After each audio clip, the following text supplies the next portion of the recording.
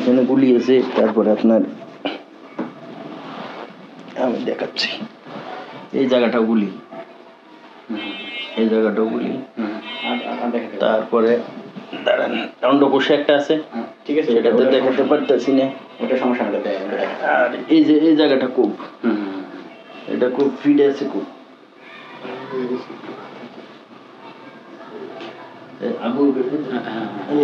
পিঠে তো বিশাল বিশাল বিশাল। পিঠে কিসের আঘাত? এটা কোপ? এটা কোপ। আচ্ছা আচ্ছা আচ্ছা। এটা কোপ প্লাস এটাকে এমনি করে গাইডি ছিটে সিটি করে ফেলছে। আবার কোবো আছে লম্বা। গায়ে কি শার্ট পরা ছিল? আমার গায়ে গেঞ্জি। আবু সাইমন, এই গেঞ্জিটা নিয়ে আসতো। গেঞ্জি আর প্যান্ট পরা ছিল। প্যান্টটা তো ঢাকা মেডিকেলে নিছি, আর ওনারা তো বার করে বেড়ে ইয়ে পারে না, পর টুকটা টুকটা করে 3 টুকরা করে পরে বার করছে। এখন গতকালকে আমরা দেখেছি যে পুলিশ একটি সংবাদ সম্মেলনের মাধ্যমে জানিয়েছেন যে আপনার উপর যারা আক্রমণ করেছে এর মধ্যে 6 জনকে সম্ভবত গ্রেফতার করেছে। আপনাকে কি কোনো থানা থেকে বা কোনো কর্মকর্তাকে আপনাকে ফোন টোন করেছিল কেন? আমাকে থানা থেকে এখন পর্যন্ত ইনফর্ম করে নাই যে ধরা গেছে না আসে বিষয়, না আসামিকে কুড়ে উড়াবে একটা কিছু, এই ধরনের কোনো ইনফর্ম করে নাই। আজকে আমাদের সংগঠন থেকে একটা ছোট প্রতিবেদ সবাই জানিয়েছে, সেখানে তারা ওখানে গেছে, থানায় গেছে। কি আপনাদের যেদিন আক্রমণ হয় সেদিন এই গেঞ্জিটা আমার রক্তে, ভাই এটা তো রক্তে হয়ে গেছে ভাই, এই গেঞ্জিটা আমার গায়ে গেছিল তো সেদিন রক্তের গন্ধ হয়েছে।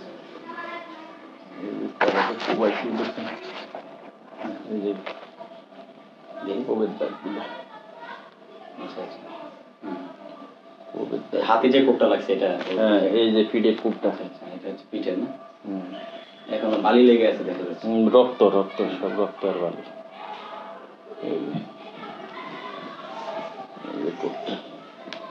অনেক মোটা গেঞ্জি ছিল এটা,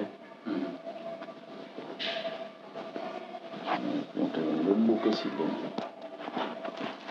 ওটা অনেক খুব হয়েছে ভাই। এলে পাতাড়ি আমার জীবনে আমি এরকম সিচুয়েশনে পড়িনি। এলে পাতাড়ি খুব কাকে বলে, জি জি, বৃষ্টির মতো গুলি কাকে বলে, মানে সব মুখে শুনছি, কিন্তু সেদিন বাস্তবে দেখলাম নিজের জীবনের উপরে কিভাবে আঘাত লেগেছে। আচ্ছা, আপনার সাথে ওই দিন মানে স্বর্ণ, কত ভরি স্বর্ণ ছিল বা আনুমানিক ক্যাশ টাকা কত ছিল? আমার কাছে ভাই 1 লক্ষ টাকা একটা আমার হাতে ক্যাশ গোনা 1 লক্ষ টাকা ছিল। আর ক্যাশ 1 লক্ষ টাকা একদম ছিল। 1,05,000 টাকা ক্যাশ ছিল, মানি ব্যাগে 5,000 ছিল আমার। ওই মানি ব্যাগটা তো আমার মানি ব্যাগ সাথে ছিল, ওটা নেয় 1 লক্ষ টাকা ওই যে ব্যাগের ভিতরে ছিল। আর আমার এখানে আপনার পাই চেঞ্জ 100 গ্রাম মাল, নতুন মাল দিছিল আমার পাঠিয়ে। সেই 100 গ্রাম মালের মধ্যে আমার 5টা চেন ছিল, 2 পিস লকেট ছিল, 11 পিস আংটি ছিল। আর এমনি আমার ডিসপ্লেতে আসছিল মনে করেন আমার প্রায় 54 পিস চেন, 40 জোড়া দুল, 20 পিস লকেট, তারপরে আমার প্রায় আংটি ছিল ডিসপ্লেতে যেটা মালারি, ওই যে ম্যাডামের 100 গ্রাম বাদে 15-20 পিস আংটি ছিল। তারপরে 3টা হার ছিল, নেকলেস 3 পিস নেকলেস ছিল। তারপরে আদার 3 জোড়া চুড়ি ছিল, হাতের চুড়ি। আনুমানিক কত টাকার? 3 জোড়া হাতের চুড়ি ছিল, প্রায় 160 ভরি হবেই। কারণ যদি সঠিকটা বলতে যাই সেটা হলো ওজন দিয়ে আমাকে বলতে হবে, যেহেতু সেদিন আমি মালটা উড়েছে। এই মালগুলো আমার মানে এগুলো আমার ইয়ে করা, কত পিস চেন, কত পিস আংটি, কত পিস দুল, ওগুলো আমরা পিস হিসেব করি মালগুলো ঢুকেছি আর কি। এখন আমরা দেখেছি যে পুলিশ কিছু সোনা গহনা উদ্ধার করেছে, এটা নিয়ে আপনার কিছু বলার আছে? যে পুলিশ আসামি যেহেতু 6 জন ধরে ফেলছে, সে তুলনা মাল উদ্ধার করা একদম অল্প মাল উদ্ধার করছে। এটা যেটা আসামির সাথে অল্প কিছু মাল নগণ্য, বাকি মালগুলো যদি উড়ে যদি দিতে পারতো তাইলে হয়তো ভাই আমার জীবনটা আর আমাদের যে অন্ডকোষে যে গুলিটা করছে এটা ব্যয়বহুল খরচ। 23 তারিখ রবিবার ঠিক রাত কয়টা বাজে আপনার সাথে ঘটনা ঘটে? 23 তারিখ রবিবার রাত প্রায় 11:30 বাজে। আমি যখন বাইক যোগে আমার নিজস্ব বাইক যোগে যখন আমি দরজার গেটের সামনে আসি, তখন আমার দারোয়ানের ওয়াইফ পকেট গেটটা আটকাই দেয় উনি তালা লাগাই দেয়। ওনারা বললাম যে গেটটা খুলেন, আমি পুরো গেটটা খুলে লাগাইতেছি। আমি বললাম যে আপনি তালা খুলতে পারবেন না, আমাকে গেট খুলে আগে ঢুকতে দেন, পরে আপনি তালা লাগাইন। উনি বলতেছে না ভাইয়া আমি খুলে দিতেছি। এর মধ্যে তার সাথে কথা বলতে বলতে ওয়েট করতেছি, গেটটা খুলতেছে। উনি তালা দিয়ে চাবি দিয়ে তালা নাড়াছাড়া করতেছে, খুলতেছে না। এর মধ্যে 3টা হুন্ডাই আমাকে অ্যাটাক করে। ওরা যখন হুন্ডা নিয়ে ঢুকতেছে, আমার মনের মধ্যে একটা শিউরিতে হয়েছে। আমি তখন গেটের বাইরে আমার হুন্ডাটা ফালাই একটু সামনে দৌড় দিলাম আর ওরা হুন্ডা দিয়ে আমাকে অ্যাটাকিং করি। আমাকে প্রথমে পায়ে গুলি করার পরে আমি যে বললাম যে ভাই আমার কি অপরাধ, আমার যদি কোনো অপরাধ হয় মাফ করে দেন, আর আপনারা যদি কিছু চান আমার নিয়ে যান। ওই কথা বলার সাথে সাথে আরেকজনে আমার বাহুতে কূপ বসাই দেয়, এই যে কূপের চিহ্নটা, এখানে কূপটা বসাই দেওয়ার পরে আমি চিন্তা করলাম মনের মধ্যে আসলে ওরা যদি কিছু নিত তাহলে তো নিয়ে যেত, মনে হয় আমাকে মেরে ফেলবে। এরপরে আমি ওদের 2জনকে ধরলাম বাঁচার জন্য, আসলে প্রতিহত না, বাঁচার জন্য। একবার এইদিকে মাথা নাড়ায়, একবার এইদিকে শরীর নাড়ায়, ওদেরকে আড়াল করে যেন গুলিটা। হ্যাঁ, আর চিল্লাচ্ছিলাম মাগো করে চিল্লাচ্ছিলাম, আমাকে বাঁচান।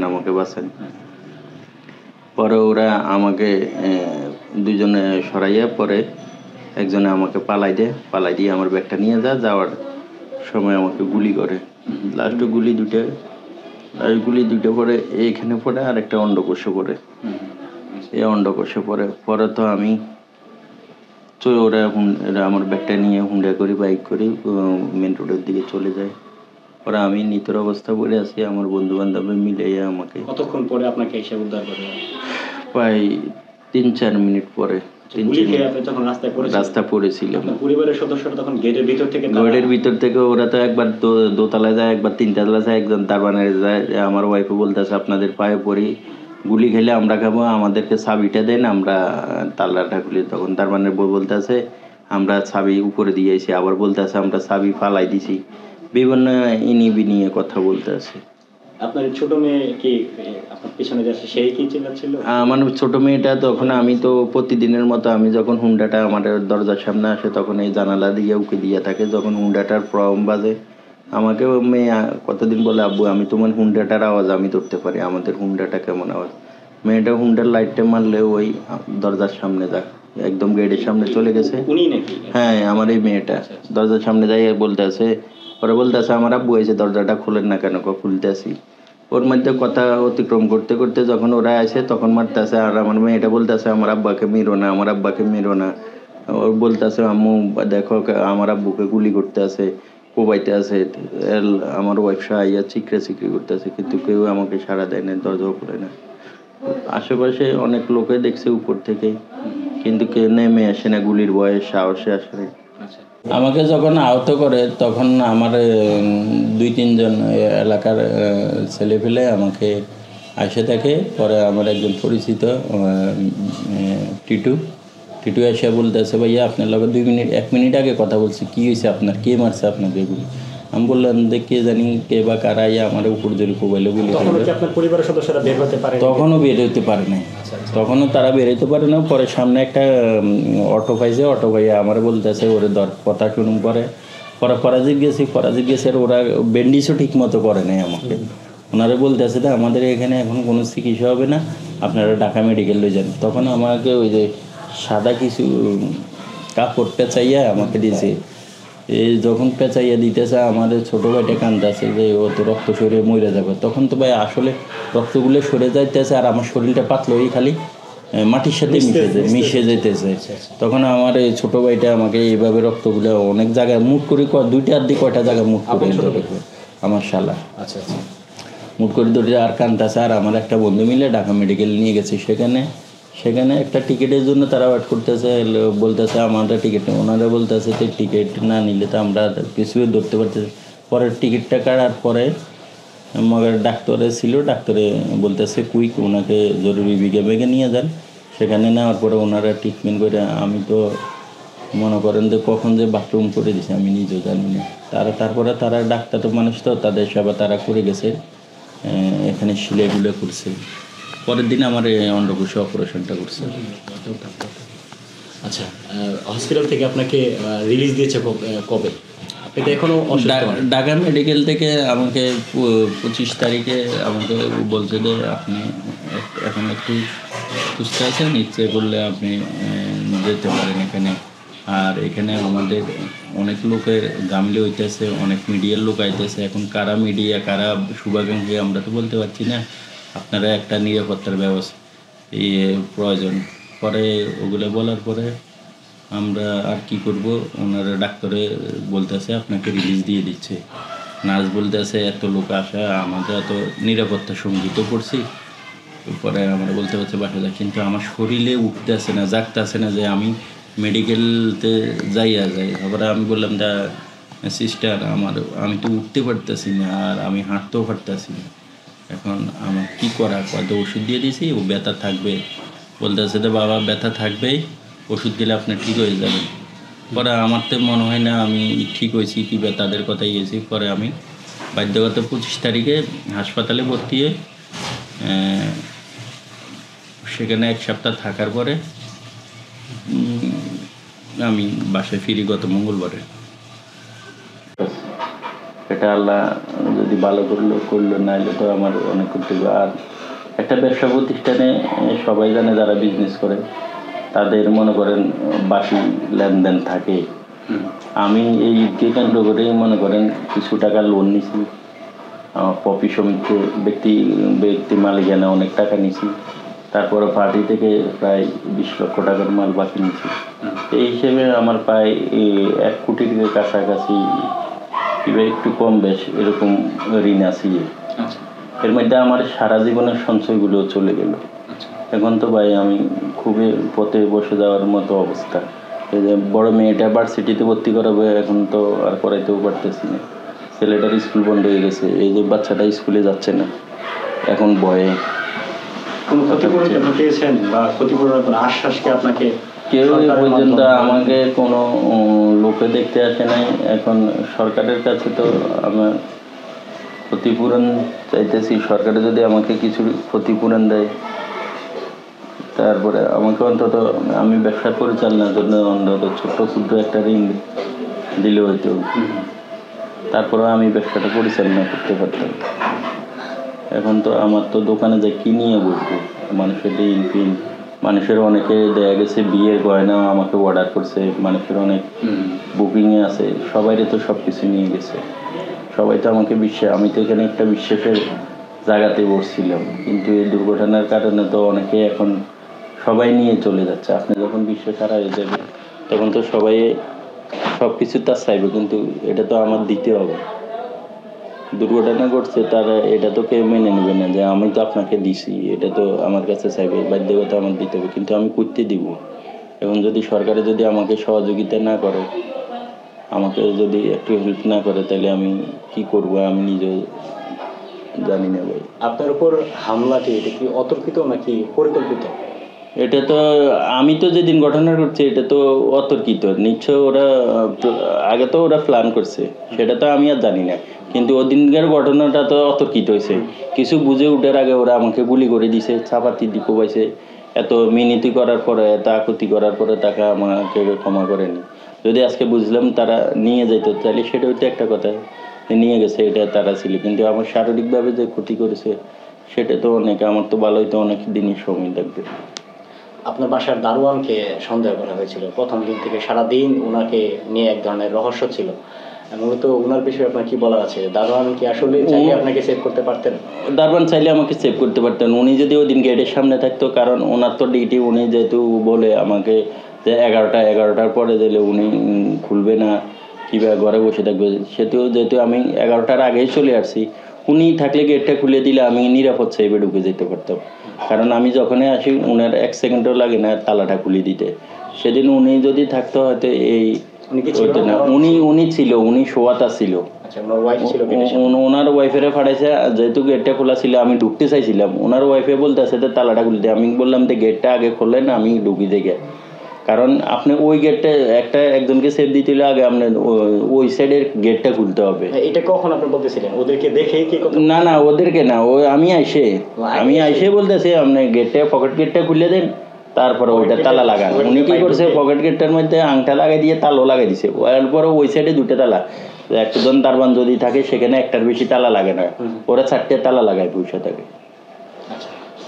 পকেট গেট থেকে মোটরসাইকেল, পকেট গেটে মোটরসাইকেল ঢুকার দরকার নেই তো। আমি তো মোটরসাইকেল সব টাইমে পরে ঢুকাই, আগে মনে করেন আগে বাসার ভিতরে ঢুকেন, তারপরে কিছুক্ষণ পর যদি মনে করেন সেফ থাকে, আমি যদি কোনো ছেলে নিয়ে আই তখন তাদেরকে ব্যাগ দিয়ে দিই, দিলে ওরা ঢুকে যায়। আর যদি ব্যাগ আমি সিঙ্গেল আসি তখন আমি আগে ব্যাগটা ঢুকে দিই, পরে হুন্ডাটা পরে ঢুকে। ওরা আবার দারবান থাকলে আমাকে জিজ্ঞেস করে যে হুন্ডা সহ ঢুকবেন না সিঙ্গেল ঢুকবেন। আমি যদি বলি যে আমি সিঙ্গেল ঢুকি আগে, তাই উনি সিঙ্গেলভাবে দরজাটা খুলে দেয়। আর যদি বলি যে না হুন্ডা সহ ঢুকুন, তখন হুন্ডা। কিন্তু সেদিন দারবানটা না থাইকে, মানে এখানে তো রহস্যটা সৃষ্টি হয়, দারবান কেন ছিল না। আর মনে করেন 11টা পর্যন্ত তার ডিউটি, সেই ডিউটি কেন পালন করে না, তো তার প্রতি তো আমার সন্দেহ জাগে। এর আগের দিনই সে আমার পোলার লগেরা ছোটা মোটা কথাবার্তা বলছে। আর আমি বললাম যে ভাইয়া পোলা মাইনের লগে তোর আগে কথা বললে হয় না, আপনি একটু সুন্দর করে কথা ব্যবহার করবেন। তারপরে কিছুদিন আগে ওর ওয়াইফেরা আমার মনে কাজের এখানে কাজ করেছে, কাজ সুন্দর নাই দেখে আমার ওয়াইফে ওনাকে বলতেছে আপা আমাদের এখন লাগবে না, আমরা একটু সমস্যা আছি, কিছুদিন পরে কাজ করাবো। তখন বলবো, কারণ একজনকে বিদায় দিলে তো সুন্দর করে কথা বলতে হবে। এখন জানি না ভাই ওদের মনে কি আছে, কি করছে ওরা, আমি কিছু বুঝতে পারতেছি না। আপনার কি মনে হচ্ছে যে তারা কোনোভাবে জড়িত থাকতে পারে? আমাদের বিশ্বাস ওরা জড়িত থাকতে পারে, কারণ ওর পোলাটার চলন বলনে ওর পোলাটাও জড়িয়ে থাকতে পারে, ওর বড় ছেলেটা। বুঝছেন, ওর চলন বলনে অনেক কিছু মাইন্ডে লাগতেছে। গতকালকে ছেড়ে দিয়েছে পুলিশ, এমনটা এতটুকু আমরা জানি না ভাই, ওদেরকে ছেড়ে দিয়েছে না। আমরা জিজ্ঞেস করলে বলে নিরাপদ জোনে আছে, আমরা যখন ডাকবো তখন তারা আসবে, এই কথা আমাদের বলে। কিন্তু ছেড়ে দিচ্ছে এই কথা বলে না। আমাদের আজকেও জিজ্ঞেস করছি যে তাদেরকে ছেড়ে দেন না, তারা যদি নির্দেশ ছেড়ে দেন না, উনি বলতে আছে উনারা সেফ জোনে আছে, ছেড়ে দিচ্ছে এই কথা বলে না।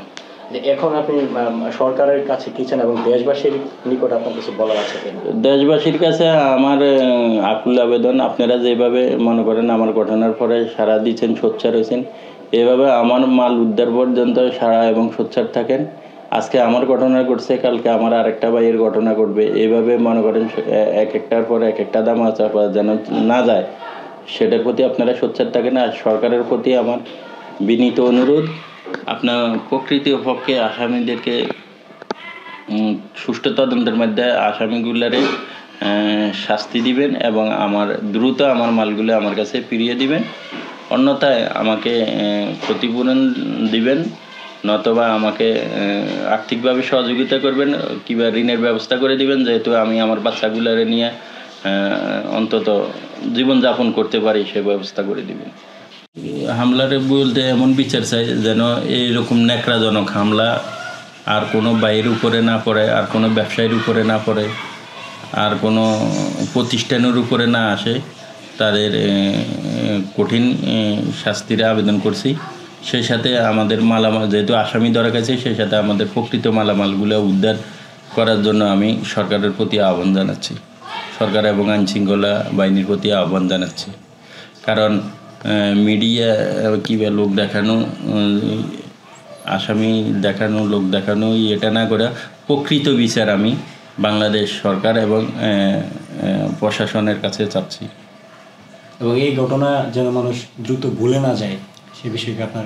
এই ঘটনাটা যেন মানুষ দ্রুত ভুলে না যায়, সেদিকে জনগণকে সোচ্চার থাকার আহ্বান জানাচ্ছি, যেন একটা ঘটনার পর একটা ঘটনা যেন দামাচাপা না যায়। প্রত্যেকটি ঘটনার যেন বিচার হয়, প্রকৃতপক্ষে বিচার হয়, যেন শাস্তি হয়, যেমন এমন একটা ঘটনা যেন আর বাংলাদেশ মাটিতে না ঘটে, সে আহ্বান করছি সবাইকে। জি, ধন্যবাদ।